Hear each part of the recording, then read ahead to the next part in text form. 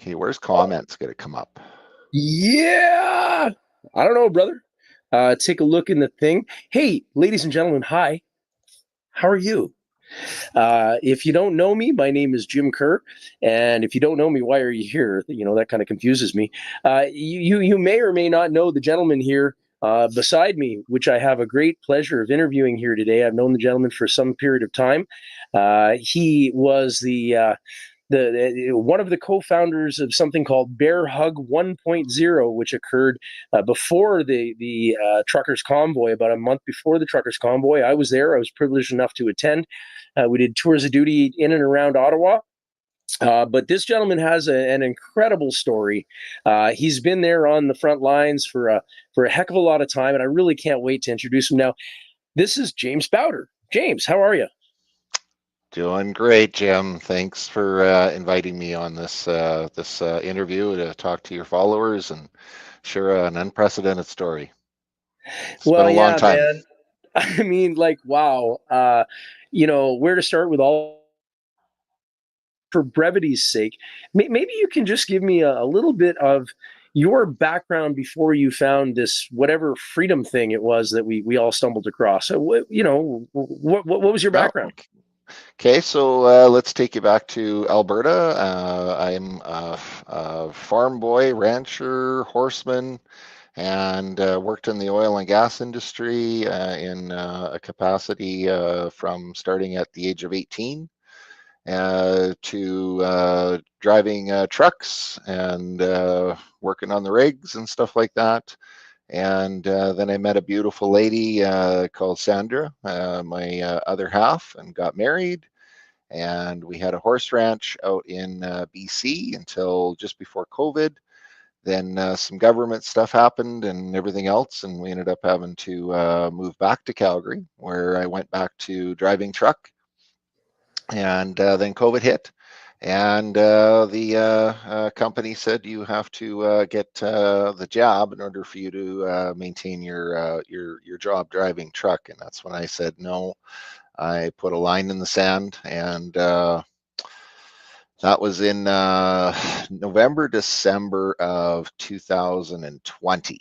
And then 2021, during the first part of the year, I'm watching all sorts of different information streams from across Canada and globally, and really looking at what's been going on with all of these mandates, and things are getting worse and worse and worse and worse.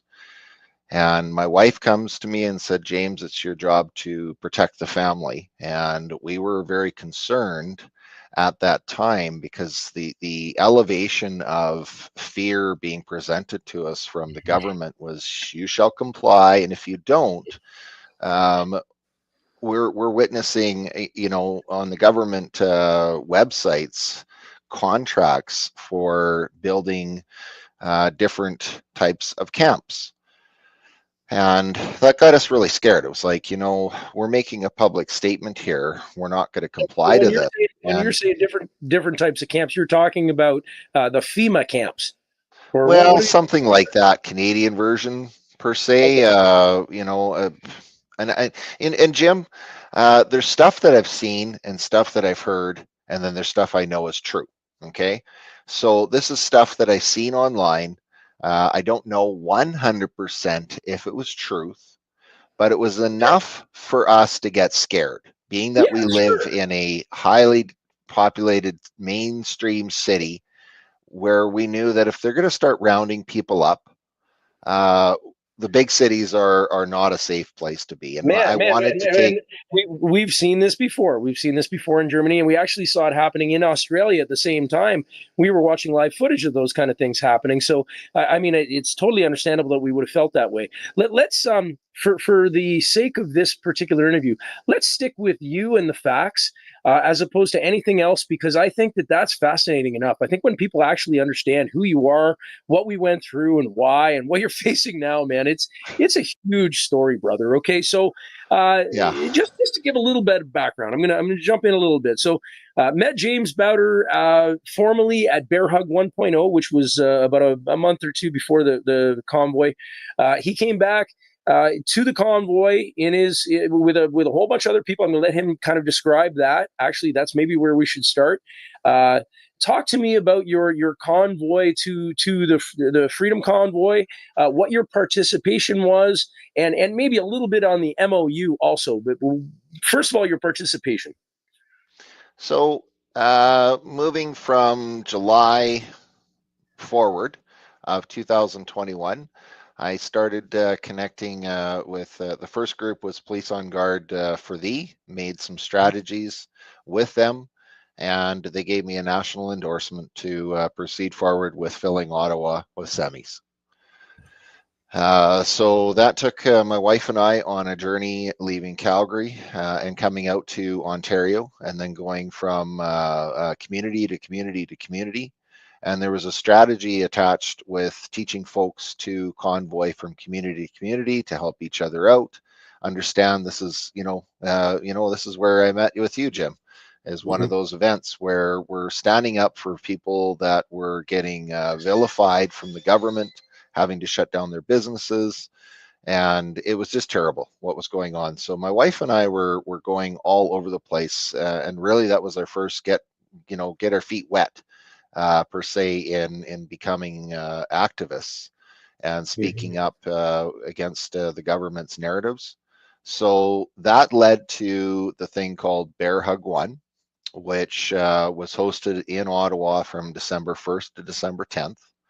And part of the Bear Hug initiative, which one of our teammates had come up with, was, if you remember, everybody had their masks on. So there was some psychology around giving a bear hug, and it worked. It worked great, because people were scared and afraid, and they were lacking one big thing: your beautiful smile, my smile, that human connection part. And that's what started to break the barriers down, as we were showing that we could be out there, be lawful, and be in a force of numbers, and the police couldn't do anything about it. But if you're by yourself, they come up to you and give you a nice ticket or something like that. But we were in a big group. So taking the mask down, breaking the barriers, sharing and spreading love, and bear hugs, lots and lots of bear hugs. So we came up with the idea of Bear Hug Ottawa, and would you take a parking ticket for your freedom? Henceforth, part of the Freedom Convoy. The strategies were worked on months and months in advance, putting together route maps and code of conducts, and talking with national groups in Zoom rooms for months on end, which overpasses and where we're going to stop. And Ottawa comes along, and there's like 2,500 people at the max, and I was like, where's all the trucks? Right? I was like scratching my head. This in my vision, this was supposed to be much bigger. So December 10th, I think a lot of us were on Parliament Hill, and I made a speech that is one of the reasons, and I'll get to that, of why I'm in this situation for claiming for political asylum today in the United States, is that in that speech, which the Crown attorneys have as pretty good evidence, I'm on record stating that if Justin Trudeau proceeds with putting the federal mandate on the truckers, requiring us to be jabbed, that I will fill Ottawa with semis. And you know what, Jim? I kept my word, because Trudeau, as soon as I got home to Calgary, put the federal mandates on. And because of all that strategizing and working with hundreds of people behind the scenes, and just setting the stage and setting and planting seeds, I was able to go flick, make phone calls. It's on. This is go, go, go mode. We're going to Ottawa, and we are going to fill Ottawa with semis. And the rest of it Now I'm was gonna slow you down right here. Okay, so this is I've often said I don't organize anything because I don't want to be labeled an organizer. As we can see, the organizers of the Freedom Convoy are being persecuted on every level. We've got Chris and Tamara's upcoming thing. I mean, the Emergency Act was deemed illegal, and yet we've still got people being persecuted for this. You too are going under that persecution. So I would like to just ask you a very clear question. who were the leaders of the Freedom Convoy, and was there a hierarchy, or was it just more of a grassroots thing, or what? That's a How did that great, work? great question. A great question. So part of the code of conduct that was issued to all the captains was that this was a leaderless media. There's no leaders. Mm-hmm. We have our role from a safety perspective to get everybody to Ottawa. But once we're in Ottawa, you're there to make sure you don't violate any laws. You are respectful to each other. You give lots of bear hugs. You clean up Ottawa more clean than what we got it, and you feed the homeless. That was the code of conduct that was distributed, but there was no leader. And I was not a leader. I Were you was, instrumental in creating that code of conduct? yes, and distributing it out across the board. As Okay. well as if you wanted to do anything to do with the convoy, you had to go to my website, which was the Canada Unity website, which was hosting the entire event for all the routes and liaisons and numbers. And there was a lot of data that was being distributed on the Canada Unity website that everybody was going to, because that's where it was all originated from. It So was it was being a key disseminated. Okay. pivotal point of communication. And as soon as we got to Ottawa, well, then it's everybody. You could be a leader, Jim. The guy in the corner could be a leader. It didn't matter. You all had a lawful right to protest as long as you were following the laws, and you had a right to be there. Yeah. Yeah. And from there, the hierarchy took over with I think the influence of some money people showed up in Ottawa with lawyers and stuff like that, and they started finding people like Chris and Tamara and elevating them up to a certain platform and a certain stage, and I was okay with that. I'm much better behind the scenes than I am being out in the front and being a spokesperson and all the camera and attention. I didn't want any of that. I Oh, okay. really didn't.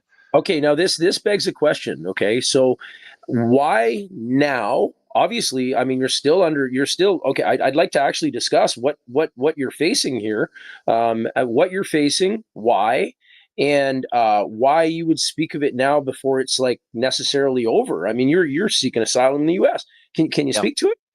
So I've got charged from a couple of. So I got arrested. I stayed from the to the very very end, and then the Emergency Act was on, and then they're doing their Operation Clean Sweep in the red zone, and my wife and I were cleaning out the Arc Hotel, which was one of our command centers, Mhm. and I come downstairs and we're arrested, just that quick. There's a video of this that my lawyers have. That's lots of people have seen the arrest, and inside that video, my lawyers are going to be challenging some charter rights violations with respects to I wasn't arrested lawfully, and they violated some I think 3 key points with respects to how I was arrested, how my wife was arrested. So we both got equally charged. Then we got taken over to the uh, processing place or whatever police do when they take you in the handcuffs and put you in the back of a paddy wagon and you go to some place and police Yeah, station, I I was there. guess. I was there It was my first in Toronto, experience. I but was like, holy crap. And it was yeah, it really, was weird. emotional to be thrown in a vehicle, witnessing half a block away, Sandy also being arrested, and the look on her face, and I couldn't do anything about it. That was tough. I have to recall that was a real tough situation, but we met back up in the police station. We got fingerprinted, processed, and then we got released on our own recognizance with notices to appear in court. And at that time, the vehicle, our vehicle was seized and impounded. Our bank accounts were also seized. So it was, grateful to social media being able to use live feed. We went live. That's all we had. We had no clothes. We had nothing. Even Convoy Quaker Sid the parrot, which became a little bit famous because that's our parrot. He was left in the hotel. We couldn't even get our parrot. None of our possessions, nothing. We were get Your out. parrot. Yeah, Convoy Quaker. Convoy Quaker Sid. he got left in the hotel and squawk, squawk, squawk. Where's Your mommy? parrot Where's got mommy? abandoned in the hotel. And we couldn't go get him. Yeah. Anyways, I use live Tim. feed and broadcast. I need help. I need help. And Quebec, of all things, came to our rescue, sheltered us and harbored us. And we, as Westerners, you can imagine how grateful we were. There was communication barriers at times, but we didn't care. We knew, Brother, uh, I have we to knew the break into your love that story. was. I got to break into your story for just a half a moment, because this is actually one of my most dearly held moments of the entire convoy. It was this Quebecois guy, and he didn't speak a word of English, but he worked through his best version of whatever English sounded like to him to tell me that up until this point, the English, they were enemy, and now we're friends because of this. And it just Yeah. melted my heart, brother. Melted my heart. Yeah, so long story short, we stayed in Quebec until we could get our vehicle, get all our possessions, and that was about almost 2 months before we got back on the road. They took our license plate. We had to get plates and everything. Yeah, it was crazy. So then from there, we went back to Calgary and then started the process of what are we going to do with our lives and get ready for court. And Okay, what during sorry, and I don't know if I didn't I missed it, but what are you being charged with, and so what is the potential there out? is 5 different charges, and let me see if I can just bring those up so that we can um, read them a little bit more. I don't know if I'm Okay, able folks, I to. want you all to understand, James here has not been charged with any violent crime. There is no damage that's been done to property. There's no harm that's come to anyone. His involvement in the Freedom Convoy was it was important, but it didn't cause. There was no outcome of damage on any of this. So I really want you all to just kind of tune into what the hell this guy's going through here.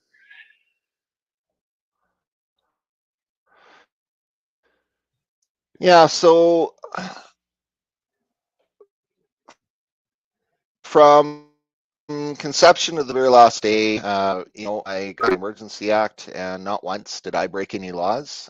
Summary of the indictable charges is everything was charged on May 16th, 2021, but the offense dates are what are very interesting on two fairly serious ones here. Is December 1st, 2021 to the 21st of February 2022.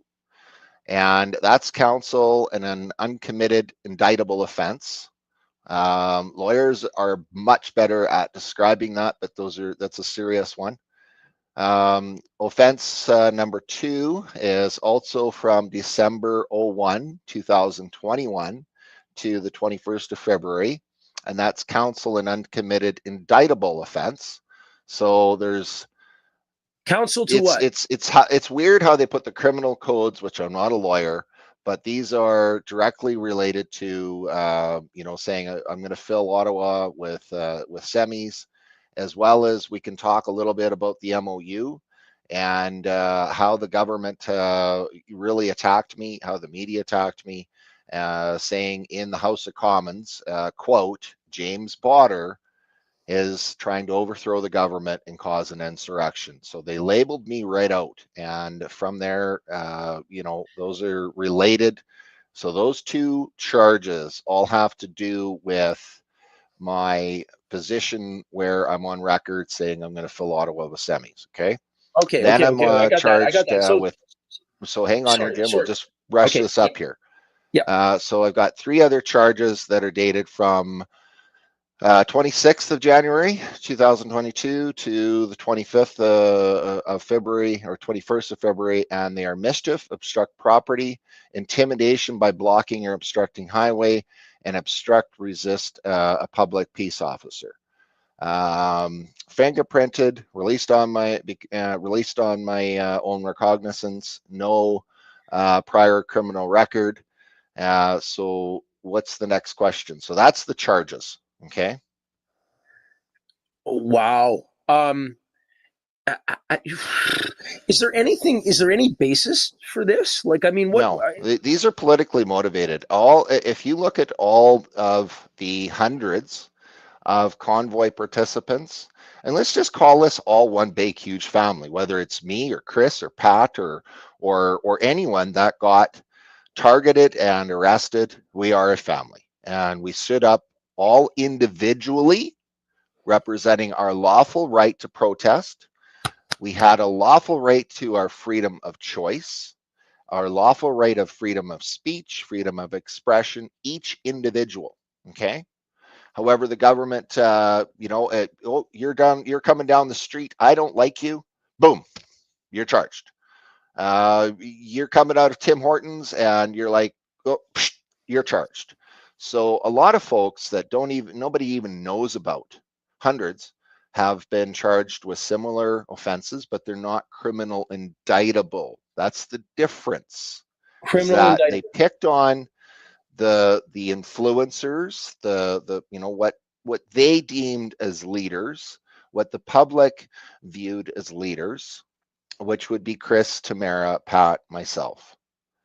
And from there, we got criminal indictable charges, which is different than the other ones, which we face anywhere from 5 to 10 years. But because of those first two charges, I'm facing up to 15 years. Now, that's unrealistic. It will never happen, but that's the max.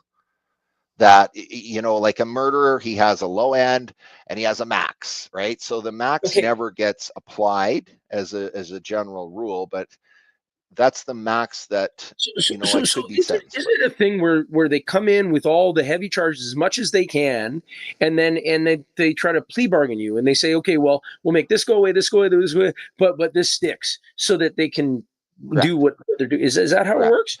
So I've always maintained a position that I will refuse to accept any plea bargain at all whatsoever. I'm not going to plea for something I know in my rights that I never broke any laws. Hmm. Period. Full side. Regardless of what people's opinions are, I know that this is politically motivated charges, and I know that I didn't break any laws. My lawyers know I didn't break any laws.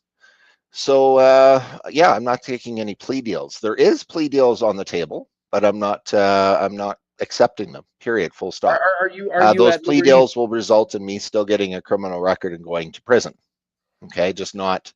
Uh, you know, it's Are you at liberty to discuss what those plea deals might be? no.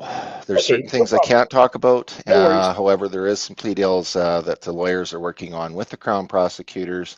I have had pretty well every Crown prosecutor assigned in Ottawa to they keep playing hot potato with me.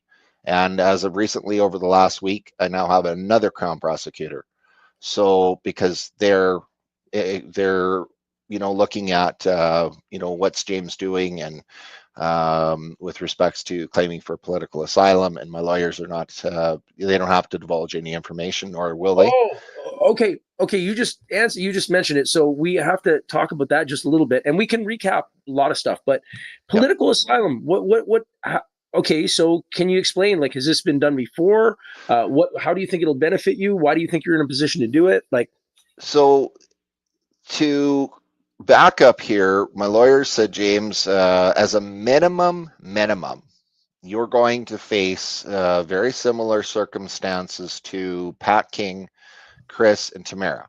Okay, mhm, as a minimum. mhm. So Pat King was given a year of jail time, and folks are like, oh, he did house arrest. No, folks, you need to understand that is a criminal record for one. Okay, but also house arrest is the same as prison time on the rap sheet. You've went to jail. So it's not a win at all. And then on top of that, the political prosecution and the lawfare that's being conducted to Pat, to Chris, Tamara, to myself, it violates my rights, and it violates their rights. It violates all of our rights. And to qualify for political asylum, you have to have substantiating proof and evidence that harm was conducted, that there is political prosecution, political persecution, religious persecution, and or lawfare, and that there has been harm conducted as a result of this. And should you also, the next question on the application is, what harm would come to you should you be returned to Canada via an extradition warrant? And all we have to do is look at the treatment and abuse that they have done to others as reference to future harm, i.e., solitary confinement, which is against human rights laws, folks, by the way, international. You're not allowed to put people in solitary confinement, especially for these mischief charges, and folks are being stuck in solitary confinement. We've got pastors in Canada that have been arrested. It's psychological unprecedented. torture. It's psychological torture. And any of you that think Gitmo is a good idea, I think you've lost your mo. You know what I mean? Like get more mo or something. Lawfare is also psychological and financial. It's a form of extreme level of what a judicial system can do to somebody that is really draining, mentally, financially, emotionally, everything. Run you out of money, run you out of time, run you out of spirit. Let's look at Chris and Tamara's case. How long those two folks have been in jail, Longest or not in jail, case. but in court. Longest mischief right? case. And it's still ongoing. And I need to also, Jim, while I've got you on here, there's some stuff about Pat, and I'm going to talk about Pat because folks keep asking this question, and it's okay. Let me explain this so that folks.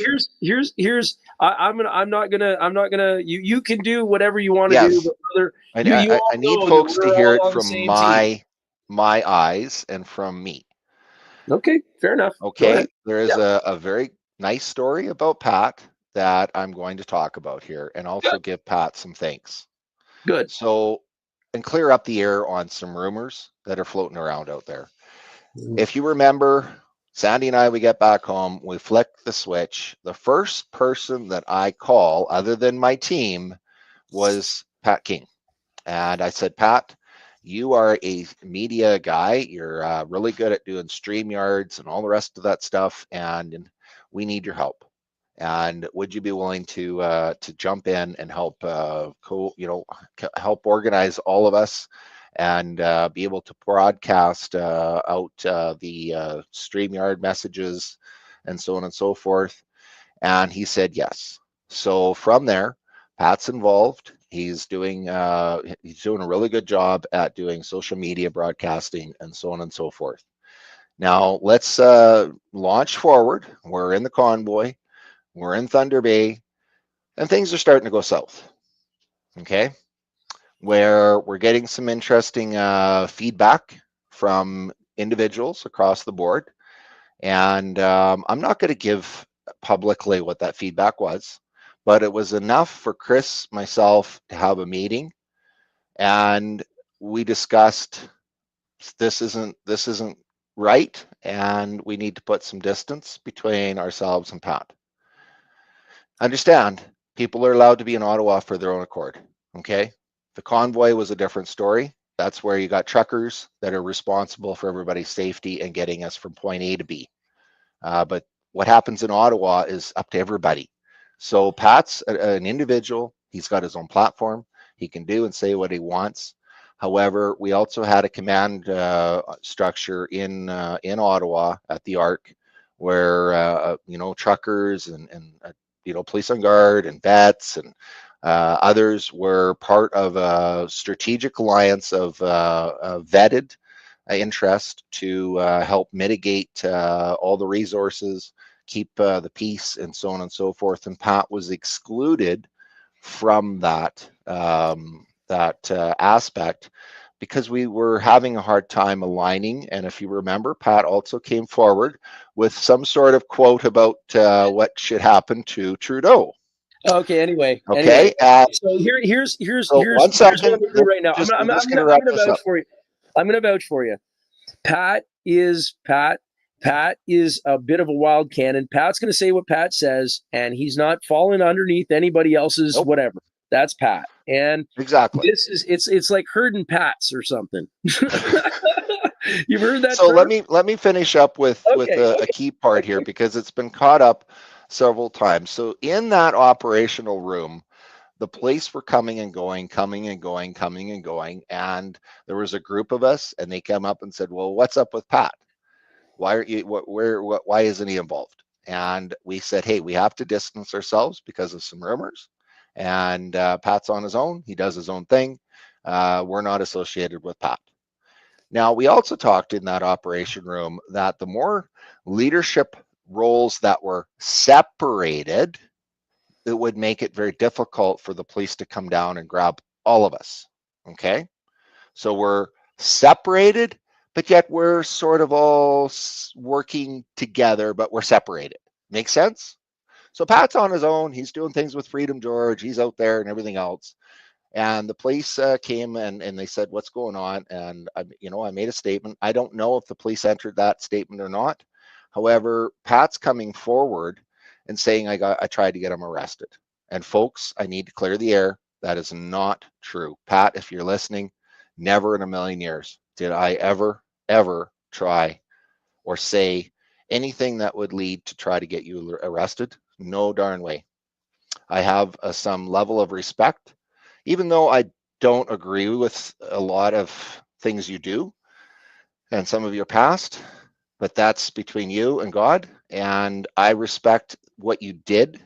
And I will always, and I have always stood up and defended you against the trolls, the haters, and so on and so forth ever since day one when you weren't allowed to speak for a very long period of time and people were online bashing you.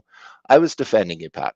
Okay. As I do to every single one of the people that are fighting their own fight on the same team against the big ugly organizations that are trying to control our lives and make sure that they don't have the ability, or that we don't have the ability to be able to eat food without asking somebody's permission, or getting it from a lab. So I want to thank you for that, James. I mean, I don't want to make it about that, but it does touch a very, very important point in all of this, and this is the division unity thing in the so-called freedom movement. I mean, there's a lot of people now coming on board who understand there's something wrong. They don't necessarily want to fly flags, 4 flags off their truck or whatever, but they know that there's something wrong, and they know something got to be fixed. And as far as I'm concerned, with you in that situation that you're in, seeking asylum in the U.S. and facing up to potentially 15 years in prison, Yeah. there's nobody in Canada, I think, that thinks that's a good idea, brother. Probably upwards of 2 years kind of thing of actual prison time is more realistic based But on what still, I'm seeing. okay, what did But there's a you? max, and you have to mention that. What? But I mean, even 1 day, even 1 day and a criminal record is lawfare, political prosecution, and I refuse to comply, and I refuse to back down, and I refuse to surrender to that. Period. Full stop. 1 day is equivalent to no for me. I am 100% with you. Okay, they invoke this Emergencies Act, which is deemed to be illegal, and yet Chris Barber's the only one, other than yourself, who hasn't spent time in jail. Now they're giving the other ones credit for time in and all that other kind of stuff. Chris Barber ain't going to get that. Okay, and he faces jail time, as you face jail time for something that has been deemed, the Emergency Act was deemed illegal. Our actions were deemed legal, and they're still putting you guys through the grinder. And Yep. it's sickening. Any peace loving Canadian who really believes that there is a justice system left in this country cannot let this stand. You know, um, Yep. brother, where are you at now, man? I mean, are you I'm living in between the Canada? North Pole and South Pole. You're what? What? You're driving truck, right? I am a long hauler, you betcha. Okay. Hardcore long haul truck driver. I've been all over North America driving. So uh, 2.5 months ago or so, I'm talking to a lawyer named Matthew Copeland out of New York, and from there, an agreement was made. And I put him on retainer. And from there, because I was already driving truck, inside the USA under permit. It was agreed that I'm here as per the law. I'm here and allowed to be here lawfully and legally. So we enter into the asylum application process, and I say goodbye to my wife. She goes back home, takes the semi. Understand my wife is also a semi driver as well with me. So she takes the rig, goes back home. I say goodbye to her, and I start the process of filing for political asylum because I qualify on all counts. And please understand, Mr. Matthew Copeland is one of the top ranked lawyers in this area in USA, and he would not have taken on my case without a high level of confidence that it is winnable.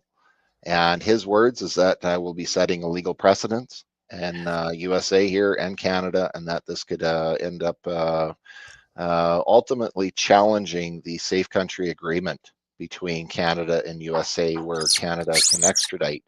And because we're able to prove not just James Bauder, but the evidence that is included in my application is really the whole bigger picture, which shows all the persecution of multiple Canadians, the lawfare being committed to multiple Canadians like Pastor Artur Pawlowski, the Coots boys, Chris and Tamara and Pat, and the COVID files, the NCI report, the Emergency Act and the findings from that, the sham court POG shame court that Justin Trudeau brought in to protect himself, only for a real court to find him guilty. All of this is in an evidence file. Everything that you could think of when it comes to the convoy, when it comes to COVID, is all part of a very powerful, unprecedented legal package. Okay. That So proves without any shadow of a doubt that I qualify with all aspects of the law to ask and seek for asylum. Because So if I went to court in Ottawa, I'm already guaranteed I will get the same treatment as Pat, Chris, and Tamara. Okay, I'm already guaranteed. Yes. Okay, so this is the point. This is when I was back at Chris's trial at the end, when they were going to give him the sentencing, passing down sentencing and stuff. And I sat and listened to the court and the judge and telling him everything, that why this, that, the other thing. All he did was refer to precedents. All he did was refer to the Coots boys. All he did refer to the other ones that already got strung out. And that's the point. I think folks don't really understand that. The court doesn't give a crap. Look, the judge ain't going to say a thing different than what precedence is, because with the precedence, he doesn't even have to think. Somebody else did the thinking, and if they made a mistake, well, they'd have to take them up on it. But nobody's challenged them on it, so it must be the way it is. And you're faced with the exact same damn thing. Yeah. And every single one of them spent time in jail, brother. And you, there was no harm came about anything that you did. I mean, people might have personality conflicts. I know you mentioned Pat, and I know people have mentioned. We all do. Hey, who here is perfect? I'm not perfect. And who here, at the end of the day, do you know how many different personality types that were involved? And folks, you're only seeing a couple of people. Oh, I know. Do you know how many organizers it took nationwide to pull this off? Hundreds, folks. Yeah. Hundreds. And I knew a bunch of them. Were on the team. And the work they did, nobody ever saw. And they were working harder than everybody else combined. And hundreds. Oh my God. You know what I really need? Hundreds. Yeah, I really want the Zello. Is there a recording of the Zello chats that happened between the people? I forgot all about Zello. Yeah, that was another big one. I hope there's recordings, man. I want that. Some of them were crazy. Oh Lord! I mean, it just makes you believe in living. All the kids again, phoning in. Remember that? The kids. Oh, that brings tears to my eyes. So, just amazing, and singing and praise for the truckers, and there were so many things that were part of this. The grandmothers that came out and made cupcakes and worked 3-4 days at the ovens, and the unity that we got to witness from coast to coast to coast. I will forever, ever be grateful and reflect on the spirit of pride that we have in our country, and that folks all, they seen it. We weren't alone. We knew that wrong was being committed, and we stood up. And you know, that's And something we're that still not everybody, alone. And we everybody still know is that an wrong is being. organizer at that stage. Yeah, we're still not alone. We still know that things aren't right, and we're still at it. And you're at it, and I'm at it my own way. I don't know. I don't know if you filled yourself in much on the ostrich farm that I've been spending some time at. These people are fighting the good fight against the biggest monsters in the world. These faceless, global organizations that want to exercise their influence out, in Canada without accountability, and in order to put us in subjugation. You have been fighting it for quite a while. So the MOU, okay, I know I'm kind of jumping All right, back a let's little bit, let's talk but about the MOU. give me why it was so threatening. I So remember the MOU is a I remember strategy the news that came was up to me and said, released. So the MOU is a strategy that was released back in the day as part of the entire package of strategies, all collective to combine together. And what it what does MOU was stand for? What does MOU memorandum stand of understanding. So for? Thank for a you. memorandum of understanding, if you understand government lingo and so on and so forth, it's a first you have a draft, which we presented was a draft to the government. Now the government then can make rebuttals and or send that MOU back and say we do not, we don't want to enter into an agreement, and or they can send the MOU back to the originator and say, okay, we want to make the following amendments and so on and so forth. Okay, until, and this is very key, until both parties agree to the contents there within, it is not legally binding. There is nothing in that document that holds either party to account. Okay, but there's some context in the MOU that our federal ministers, specifically Bill Blair, Jagmeet Singh, Menchino, Chrystia Freeland, and Justin Trudeau, all referenced in Parliament, where I was trying to use this document to overthrow the government and cause an insurrection. Which, when you look at the legality of that after the fact, and you're in my lawyer's chair with their credentials and they're laughing at the government for being able to run that story, but they were very effective because they used the media. And now folks have this thing planted in their head because they've seen it on CBC or CTV or social media, that I'm trying to overthrow the government and this MOU is bad and everything else. But the reality of it is that it was a document that highlighted all of the laws that we, the people, felt the government was violating, and that we, the people, wanted to have the Senate and a committee, which I would not have been on, but a committee which you, the people, would have had an opportunity to elect, i.e., doctors, lawyers, people with way more skill set, credentials, and experience than little old trucker James here. Okay, so should they have entered into agreement with us, we would have chosen a committee where we would have ran a certain announcement, if you want to be on the committee and so on and so forth, bring your names forward. We would have publicized that we would have had a little vote,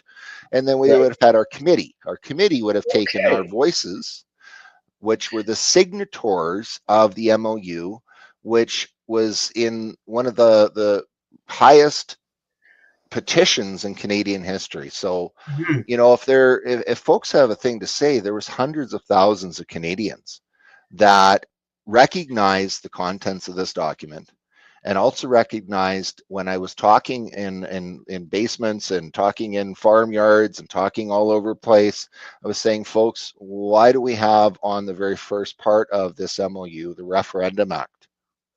And why are we taking digital signatures as the same amount of information that Elections Canada would collect? Our strategy was that if the government didn't want to communicate with us, then we could use the MOU and the database and print off all of the signatures once we got to 5.5 million. And folks, we would have got those signatures. I can guarantee you. Duh. No Okay. doubt at all. No doubt We at we all. were we were on track to get 5 million within like we would have got them. Then we could have Okay, printed brother. off Okay, all those brother. signatures and we could have Okay, so went to I some want to. good lawyers and we could have called for a referendum. There again, we would have used our platforms and we would have said, folks, what do you want this referendum question to be? Okay. Okay. But we Okay. were in a position to There's a lot. really, I want to. I got to so jump. there I was a got to lot jump subject. behind this. And it I gotta, wasn't I a gotta jump bad thing. subjects because I get it. I get it. I do understand that there, but the thing is that what I really wanted to highlight to people is that this is basically a suggestion document that was handed to the government saying, please respond so that we can communicate. It wasn't responded to and used as a weapon against you No. as some kind of, subversionary tactic or something that you were employing. And all I've known from you since the beginning is you're a pretty straightforward dude. I mean, you're not a threatening person. You've never advocated violence. You come up with creative solutions to some of these things, and it really does take people back a little bit because it's detailed, dude. I mean, you ain't got a bullet point friggin' Chat GPT something or other. You've lived this stuff, and you've made a lot of sacrifices. Okay, and I really want to go there right now, brother. I like your future is in question. You've got the federal government coming down on you. You're seeking asylum in another country. You may not have done anything wrong, but they sure are throwing everything at you, and that can't feel good. And the consequences of that is really real. Okay, whether you did it or didn't do it, it doesn't matter. If they say so, just like when you got arrested, like when I got arrested, your bodily autonomy is stripped from you, and you don't get to live the way you get put in a cell. So what are you hoping the best possible outcome could be? And why have you taken on this fight, man? Like, I had no choice, Jim. It's go to jail or be the last person. Understand, my charges are the last trial of the Freedom Convoy, and they will come after me just like they've come after others and make a public statement and add my name to their mantle as we've got them, and then publicly come forward and say, look, folks, we got all these leaders and they've all got the following jail times and so on and so forth and punishments, and woo-hoo-hoo, we're tough big crown prosecutors here. And so if you're in my situation where you know you're going to go to jail, you know that the judicial system is already stacked against you, it's like this trial is just a formality, the end result is going to be the same. Well, then what are your options? So political asylum is definitely an option when you're in that situation, and none of you can experience, you can't relate because you haven't lived it. I unfortunately am in that situation, well, and now I to be am clear, living it. now to be clear, some people in other countries probably have lived that.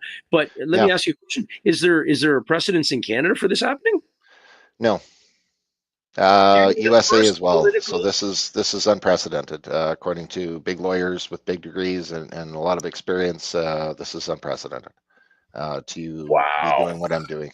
Boy, if that doesn't tell you something about the state of Canada, folks, Yeah. I got to tell you, I am encouraged, both encouraged and somewhat dismayed that you have to go through this. I'm encouraged that you are going through it. I'm encouraged that you have such a positive attitude about it.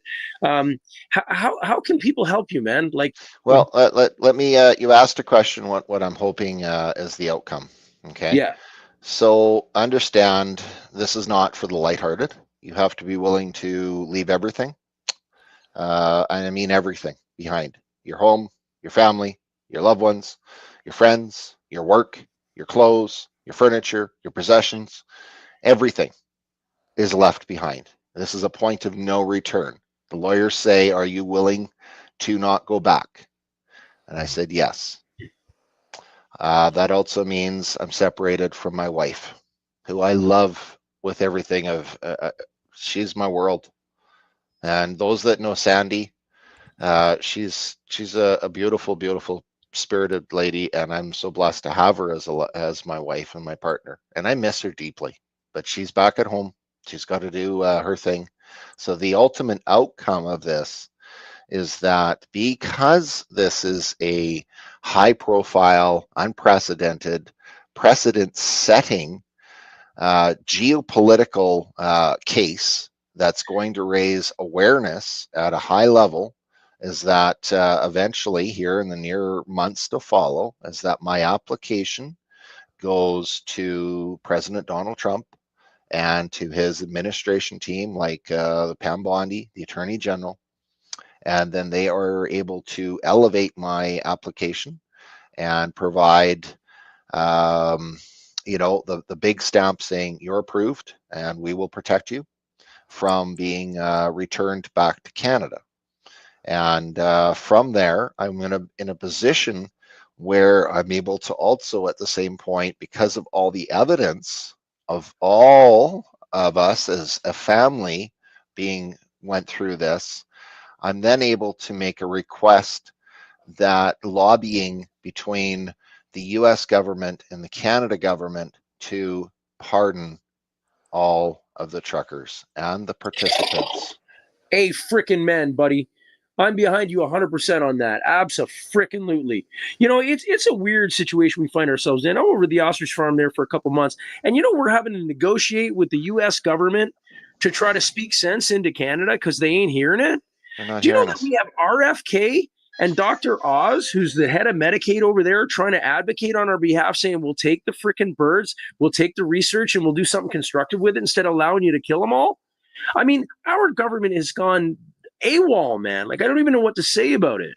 Yeah. And because of people like you that are bringing attention to these kind of subjects, I think we're going to have an ability to be able to affect people's perceptions on what's actually going on in Canada, man, and what's at stake. Because it's you today, it's them tomorrow. Come on, dude. You just drove a truck into Ottawa. You Yeah. weren't shipping weapons. Nobody got hurt. Nobody. Heck, I didn't even drive a truck. I knew I was going to be on That's the right. road You for a were very, very driving long time. So we had the our motorhome, big right? 30-foot Yeah. RV motorhome, which we used as our command center. And I mean, we had that thing rigged with cameras and laptops and phones and PA system and flashy lights and I big, remember. huge 8-foot flag off the back. And yeah, no, Canada that was our Unity. command center that we used for the whole thing. And we were on the road for 5 months. 5 months. Oh my My wife lord! and I were on the road promoting Wow. and just going out in the trenches and helping people and listening to their stories and sharing their trials and tribulations and letting them cry and vent and just going through this experience with everybody. And eventually that led What to, have you learned? What have you learned? Would you do it again? if called on, yes. I've always said to folks, if you're going to convoy, you have to convoy for a purpose. I think we had a good purpose. Yeah. Yeah. Period. And a great approach. And Canadians came together in a way that I've never seen before. It was the proudest I've ever been in my country, hands down, without question. Generosity, kindness, social service, actually serving society around us. I could never, ever be prouder, I don't think. I'm Yeah. not sure. So next question is how you can help. Is I'm facing a mountain of issues when it comes to.